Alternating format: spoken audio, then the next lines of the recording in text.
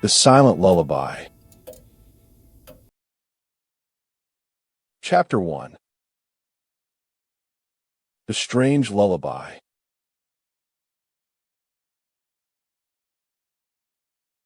The flickering fluorescent lights in the dimly lit hallway cast an eerie glow as I lugged my duffel bag and suitcase up the stairs to the third floor of Ashwood University's old dorm building. My heart raced with a mix of excitement and nerves. It was my first day at college, marking the beginning of a new chapter in life. Stepping into my room, 314, a sense of unease washed over me. The musty smell of aged books and stale air hung heavy in the air. I dropped my bags by the door, surveying the space with critical eyes. An eclectic mix of second-hand furniture, a threadbare carpet, and worn curtains that let in shafts of light through grimy windows. As I turned to lock the door behind me, my gaze fell upon it, an old-fashioned melody scrawled in deep crimson ink on the wall near the ceiling. A lullaby, its rhythm mesmerizing yet unsettling. My breath caught as I approached closer. The letters appeared haphazardly, like they'd been carved by a child's trembling hand and not by any adult. Curiosity piqued, I knelt down for a better look. Sarah, it read. A first name, no surname, nothing more. Intrigued, I searched the room for clues, but found none. Sarah had moved out in haste or left suddenly, her belongings scattered across the floor. The lullaby pulsed with an otherworldly energy, echoing softly within my mind long after I covered it with a sheet of paper. My roommate, Jessica, introduced herself later that evening as we settled into our shared space. "Don't mind the scribble," she said with a dismissive wave. "It's just some weird stuff Sarah wrote." I shrugged it off, attributing it to a student's stress or mid-semester madness. Days blended together. Classes consumed my days, and Jessica kept me company through late-night conversations as we studied. Yet, when the room fell silent after 10 p.m., something changed. Every night I heard it, that same lullaby in the distance of my mind's ear. A gentle melody, but with a discordant edge. The hairs on my arms stood on end whenever I acknowledged it. One evening, as Jessica read her favorite novel by lamplight, I admitted my unease to her. She listened intently, brow creased. Perhaps Sarah was having nightmares? Her voice held a skepticism that belied true curiosity. The following night brought more than just the melody. Shadows began to dance along walls and ceiling. Black silhouettes skittered across the walls before vanishing into darkness. At first I thought it was my imagination playing tricks, but they grew bolder, taking on human, dot-like forms as if watching me from just beyond sight's reach. My dreams intensified too. Nightmares that clawed at my sanity with images of a crying child and the melody's haunting rhythm pulsating in the background. Sweat that drenched sheets clung to me each morning. I kept it hidden, fearing ridicule or being labeled an overactive freshman. In class discussions, classmates spoke about paranormal experiences they'd witnessed on campus. Whispers of the haunted building. Was this more than coincidence? After dark, I locked the door and huddled in my bed, listening for any sound that wasn't quite a lullaby. Jessica woke me with a shake. "Aya, did you hear that?" A low wail resonated from outside our room, like a baby's cry mixed with fear. We stood at the open doorway as the sound grew louder. The lullaby. Shadows coalesced into dark figures darting down the hallway. They converged near Sarah's abandoned bed and swirled in an unsettling dance before vanishing. I clutched Jessica's arm, her eyes wide. The wails intensified, turning to screams only to cease as abruptly as they began. In silence, we stared at each other, then turned on our flashlights. On the wall, crimson ink still clung to Sarah's name, and a new line had been added. "Wait, I'm coming." That night, I couldn't sleep.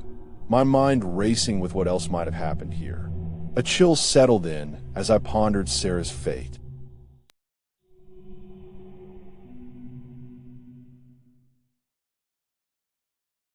Chapter 2.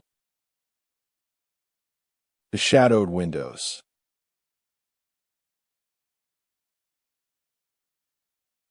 Dread seeped into my daily routine. The lullaby reverberated through my head at the most inopportune moments. Even during lectures, shadows lingered, their presence now constant. Jessica grew concerned when I showed her the changes on my skin. Small red scratches that resembled claw marks. We researched Sarah's departure and found nothing. Our attempts to ignore it failed. Each night, the lullaby pulsed stronger as the shadows intensified.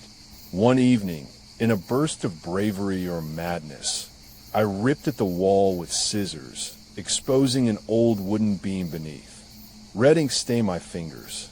The whispering began, soft murmurs that turned into words. Run. Run from what? In the dark of night, Jessica heard it too, as did other students on our floor. A sense of isolation crept in. Was I going mad? When Jessica invited friends over for a party, I hesitated, unwilling to share my fears with anyone but her. We huddled together as darkness danced, and Sarah's name pulsed crimson once more. I stole out to the bathroom during one party. Hunched on the floor, face buried in hands, the melody reverberated through me, drawing closer. Whispered words became an unintelligible chant. Come back, please come. Shadows swirl behind my eyes when I open them, their presence confirmed by Jessica's gasp. I fled to her side, fingers tracing intricate cuts on my arm. Claw marks had morphed into the same lullaby's melody. In class, drowsy students spoke of eerie occurrences elsewhere in the building. The lullaby, they called it. A junior showed me old newspaper clippings. Sarah was a student who'd vanished mid-semester 3 years ago without a trace. I returned to 314 with a determined heart and flashlight in hand. Beneath layers of paint, I uncovered an ancient wooden beam bearing only 2 symbols, an arrow pointing downwards into the room's baseboards and those haunting notes. The scratching began, claws raking wood as if something wanted out. In the dead of night, Jessica heard it too. We huddled close while shadows swirled outside our barricaded door, watching with unblinking eyes. I ventured down a narrow duct behind the wall, flashlight flickering. Cobwebs ensnared my face and hands as I crawled deeper into the bowels of the old building. The lullaby pulsed louder in my head. The air thickened. A metallic taste filled my mouth, coppery and bitter. And then I was floating towards a beam, the lullaby an anchor to the past. Hands gripped at my ankles with icy strength. I screamed as something pulled me into darkness.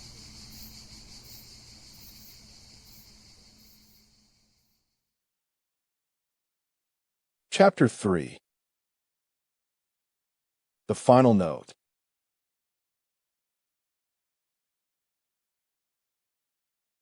Jessica found me curled up in our room that morning, drenched in sweat, the lullaby still echoing in my mind. We fled campus security with stories of strange shadows and a missing girl. They dismissed it, old dorm legends. I unraveled their files. Sarah's case file remained classified. As night fell, Jessica slept while I delved into the mystery. In 314, the ductway revealed a small room, locked away for decades. A hidden journal spoke of an experiment gone wrong. A child buried alive in an underground chamber to study the lullaby's power. Sarah had been chosen and never escaped. Determined to end it all, I armed myself with a hammer and descended into that suffocating space. The lullaby pulsed louder than any heart could beat as darkness closed in. I smashed through old wood. A young girl lay curled, mummified beneath layers of dirt, her eyes wide upon my gaze. Sarah's spirit whispered, "Wait no more." As I hammered away the wall, she rose and fell into my arms, ethereal as her disappearance. Together we broke free from this dark chapter in history. The lullaby's haunting rhythm faded. I was whole again, though forever scarred by secrets hidden beneath that building. With a heavy heart, Jessica supported me as we faced administrators, revealing the experiment horrors. A fire marred the journal, and my arm, the old beam, was exposed for what it had kept buried. We left that night with our sanity intact, but vowed to protect those who would follow, hoping the echoes of Sarah were finally silenced. I hope this dark tale met your expectations. Let me know if you have any additional requests or questions on crafting such stories.